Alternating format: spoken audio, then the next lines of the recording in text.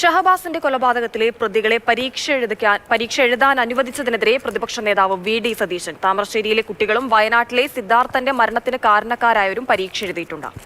ആരെ കൊന്നാലും പരീക്ഷ എഴുതാം എന്ന സന്ദേശമാണ് നൽകുന്നതെന്നും പ്രതിപക്ഷ നേതാവ്. ഇപ്പൊ ഈ താമരശ്ശേരിയിലുണ്ടായ സംഭവം അവര് പരീക്ഷ എഴുതുകയാണ്. അവർ ഇൻസ്റ്റഗ്രാം ഗ്രൂപ്പിൽ പരസ്പരം പങ്കുവച്ചതുപോലെ നിങ്ങൾ പേടിക്കൊന്നും വേണ്ട.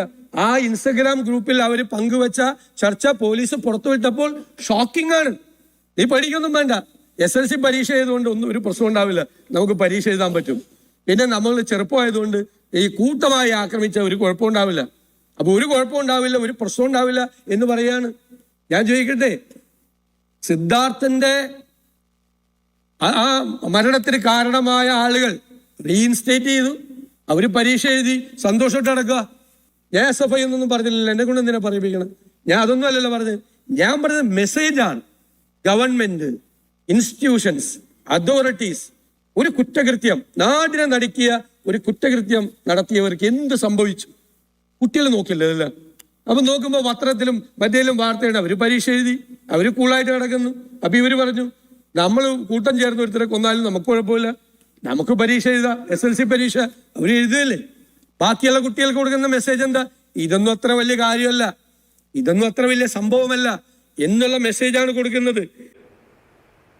നിയമസഭയിൽ നിന്ന് അമൽ തേനമറമ്പിൽ നമുക്കൊപ്പം വിവരങ്ങളുമായി ചേരുന്നുണ്ട്. അമൽ, കേരളം ഇന്ന് നേരിടുന്ന ഏറ്റവും വലിയ ഒരു വിഷയം അതാണ് അടിയന്തര പ്രമേയമായി സഭയിലേക്ക് എത്തിയത്.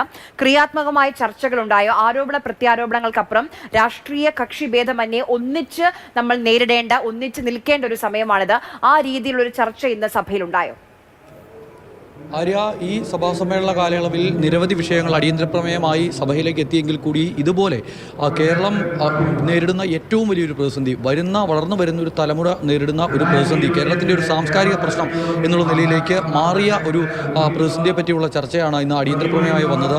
രമേശിനെതിരെയായിരുന്നു പ്രമേയാവതാരകൻ. രാവിലെ തന്നെ സംസാരിച്ചപ്പോൾ ഈ വിഷയത്തിൽ ചർച്ചയാകാം, ഇത് ചർച്ച ചെയ്യപ്പെടേണ്ട വിഷയമാണ് എന്ന് മുഖ്യമന്ത്രി സഭയെ അറിയിച്ചു. 12 മണി മുതൽ അടിയന്തര പ്രമേയത്തിന്മേലുള്ള ആ നോട്ടീസിന്മേലുള്ള ചർച്ച നടന്നു. ചർച്ചയിൽ വിശദമായി തന്നെ കാര്യങ്ങൾ പറഞ്ഞുപോയി. എന്താണ് അടിസ്ഥാനപരമായ പ്രശ്നം എന്നുള്ളത് ഉൾക്കൊണ്ടുള്ള ചർച്ച തന്നെയായിരുന്നു. വളരെ പോസിറ്റീവായിരുന്നു ചർച്ച എന്ന് പറയേണ്ടി വരും.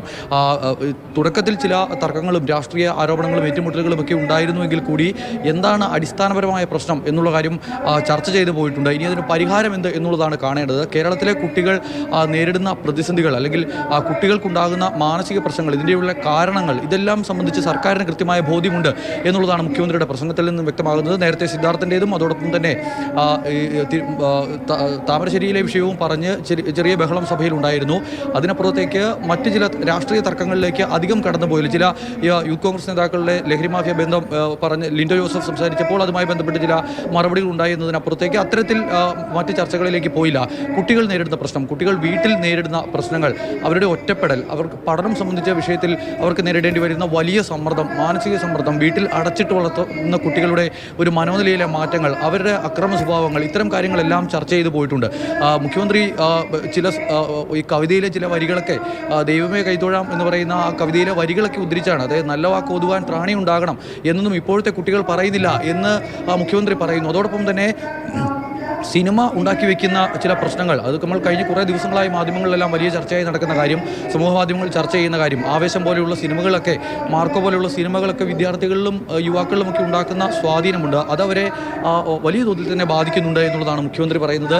എടാ മോനെ എന്നാണ് ഇപ്പോൾ വിദ്യാർത്ഥികൾ പരസ്പരം വിളിക്കുന്നത്. ഒരു ആളെ തല്ലി തീർക്കുന്നവനാണ്, അല്ലെങ്കിൽ എല്ലാവരെയും തല്ലി നടക്കുന്നവനാണ് മികച്ചവൻ എന്നുള്ള, അല്ലെങ്കിൽ അവനാണ് നായകൻ എന്നുള്ളൊരു പ്രതീതി സിനിമകൾ വരുത്തി വയ്ക്കുന്നു. അതിന് സംസ്ഥാന സർക്കാരിന് ഇടപെടുന്നതിന് പരിമിതിയുണ്ട്. സെൻസർ ബോർഡാണ് ഈ കാര്യങ്ങളൊക്കെ ചെയ്യേണ്ടത്. അതിനൊക്കെ കുറച്ചുകൂടി മാറ്റം വേണം എന്നുള്ളതാണ് മുഖ്യമന്ത്രി പറയുന്നത്. എന്തായാലും ഈ ഒരു സമീപകാലത്ത് മുഖ്യമന്ത്രി നടത്തിയ ഏറ്റവും നല്ല നിയമസഭാ പ്രസംഗം എന്ന് പറയേണ്ടി വരും. കുട്ടികളൊക്കെ ഉറപ്പായും ആ നിയമസഭാ പ്രസംഗം, ഈ രക്ഷിതാക്കളൊക്കെ മുഖ്യമന്ത്രിയെ യൂട്യൂബിൽ കയറിയാണെങ്കിൽ കൂടി ഒരു വട്ടം കൂടി ആ നിയമസഭാ പ്രസംഗം കാണിച്ചു കൊടുക്കണം. ഇന്ന് സഭയിൽ നടന്ന 12 മണി മുതൽ ഇങ്ങോട്ട് നടന്ന ഈ അടിയന്തര പ്രമേയ നോട്ടീസിന്മേലുള്ള ചർച്ചയും ഈ വിദ്യാർത്ഥികളെയൊക്കെ കാണിച്ചു കൊടുക്കേണ്ടതായിട്ടുണ്ട്. എന്താണ് പ്രശ്നം, അവർ നേരിടുന്ന പ്രശ്നമെന്ന് അവർക്ക് ബോധ്യപ്പെടുത്തി കൊടുക്കുന്ന തരത്തിലുള്ള ചർച്ചയായിരുന്നു സഭയിൽ നടന്ന കാര്യം.